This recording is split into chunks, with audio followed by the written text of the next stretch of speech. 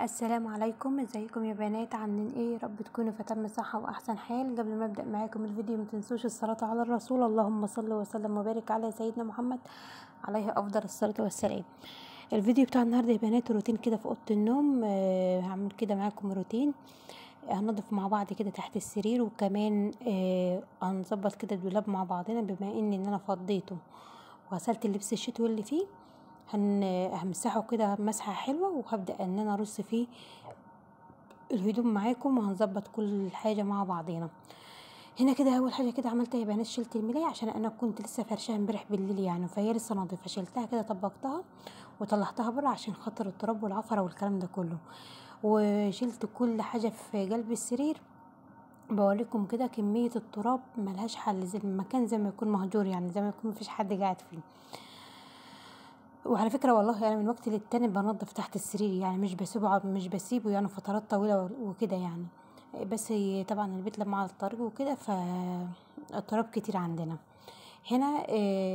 نضفت تحت السرير، فضيت اللي كان فيه وكنسته تحتيه، وكمان سحبت السرير كده شويه لبره عشان خاطر امسح كده جنب الحيطه يعني وكده، وعندي دماغ السرير من ورا. بس كده شلت كل التراب، طبعا كنسته عشان خاطر مش هينفع يتمسح على طول، عشان ينضف معايا ويكون حلو كده. جبت الميه وحطيت فيها كمان شويه كولر عشان خاطر المكان يبقى حلو كده ونظيف، ويكون ليه ريحه يعني وكده، بما ان ما كانش عندي معطر بلاط وكده فمسحت بكلور. نضفت كده تحت السرير زي ما انتم ما شايفين كده، وكمان سحبت كمان المكتب.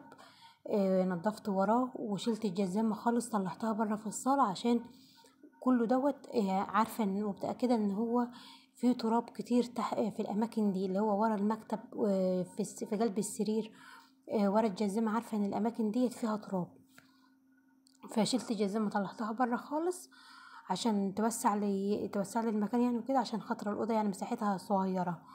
والمكتب برضو سحبته كده لبره شوية، نضفت وراه ونضفت كده في قلب السرير وحواليه حوالين السرير يعني وكده. في الظهرية بتاعة السرير وفي الجنب وكده نضفت وراه كله، كنسته ومسحته، ورجعت كل حاجة مكانها في قلب السرير زي ما كانت. بس قبل ما ارجع الحاجة سبت الارض بتاعتي لحد ما نشفت خالص عشان ما تعملش ريحة معايا. وفي نفس الوقت الحاجات اللي كانت في قلب السرير اللي في كراتين وفي شنط والكلام ده كله، جبت كده فوطة ومسحتها عشان خاطر التراب اللي فيها، عشان احس بنظافة يعني، ان كل حاجة كده نضفت يعني، ان مفيش شوية ذرة تراب كده حتى لو بسيطة في قلب السرير. بعد ما روقت تحت السرير يا بنات وظبطت الدنيا، جبت الملاية بتاعتي فرشتها تاني وكنست الأوضة ومسحتها. ورجعت هنا كده جبت كل الغسيل اللي انا كنت غسلاه، حطيته على السرير بالشكل اللي انتوا شايفينه ده، وبدات ان انا اطبق فيه. قبل ما ابدا ان انا ارص الهدوم بتاعتي في الدولاب، طبعا كنت مسحت الدولاب بتاعي برضو عشان كان مليان تراب وكده، فجبت فوطه كده ونضفته كده تنظيفه تمام.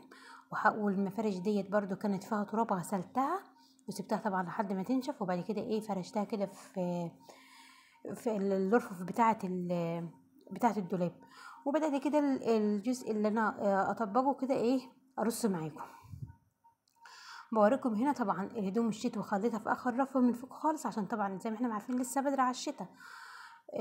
فخليتها من فوق خالص، بس طبعا هي نظيفه فخلاص كده. ان شاء الله كده لما الشتاء تيجي بخير وسلامه الهدوم نظيفه تتلبس على طول، ولا فيها ريحه تراب، وطبعا مغسوله وزي الفل. بس كده يا بنات. وهنا كده كنت بوريكم كده الرصه اللي انا رصيتها للدولاب بتاعي. هنا الضرفه ديت حطيت فيها الملايات فوق بعضها كده، وحطيت التربو الصغير الحلو ده.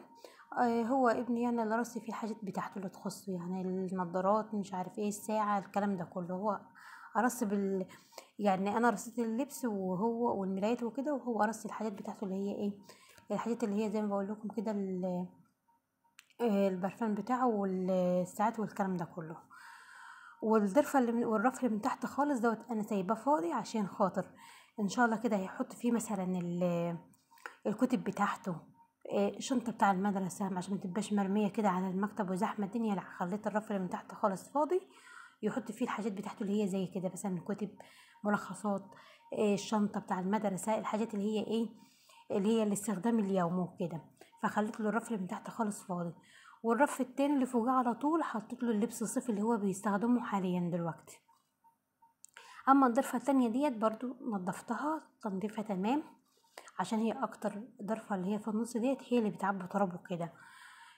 بعد ما نضفتها كده فيها رف وشماعة، فجيت من تحت كده حطيت في الشماعة، رصيت له الجواكت والسويتشيرتات كلها في الشماعات بالشكل اللي انتوا شايفينه ده.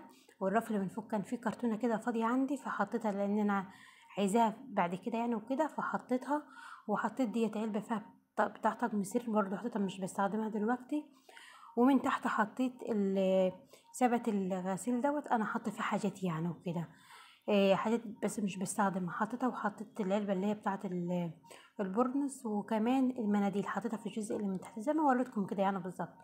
اما هنا كده ديت البطاطين خلاص لسه عايزة تتغسل، وكمان الدفايات دي عايزة تتغسل، وكمان الجزء اللي فيه هدوم دوت ديت هدوم خلاص صغرت على قدم، يعني مش محتاجينها، فهنديها لحد يعني وكده بس. وده كده النظام اللي انا عملته، والتنظيفات اللي انا عملتها معاكم النهارده. يا رب فيديو النهارده ينال اعجابكم. مع السلامه.